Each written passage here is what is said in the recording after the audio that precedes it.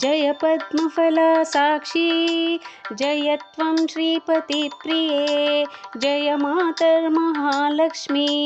संसारार्णवतारिणी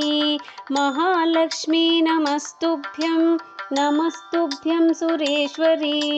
हरिप्रिये नमस्तुभ्यं दयानिधे पद्मालये नमस्तुभ्यं च सर्वदे सर्वभूतहितार्थाय वसुवृष्टिं सदा कुरु जगन्मातर्नमस्तुभ्यं दयानिधे कयावती नमस्तुभ्यं विश्वेश्वरी नमोऽस्तुते नमः क्षीराणवस्तुते नमस्त्रैलोक्यधारिणी वसुवृष्टे नमस्तुभ्यं रक्ष मां शरणागतं रक्षत्वं देवदेवेशि देवदेवस्य वल्लभे दारिद्र्यां त्राहि मां लक्ष्मी कृपां कुरु मनोहरे नमस्त्रैलोक्यजननी नमस्त्रैलोक्यपावनी ब्रह्मादयो नमन्ते त्वां जगदानन्ददायिनी विष्णुप्रिये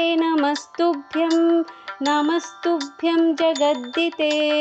अर्तिहन्त्री नमस्तुभ्यं समृद्धिं कुरु मे सदा अब्जवासे नमस्तुभ्यं चपलायै नमो नमः चञ्चलायै नमस्तुभ्यं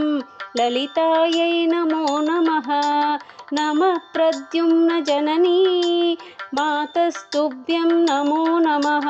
परिपालय भो मातर्मां तुभ्यं शरणागतं शरण्ये त्वां प्रपन्नोऽस्मि कमले कमलालये त्राहि महालक्ष्मी परित्राणपरायणे पाण्डित्यं शोभते नैव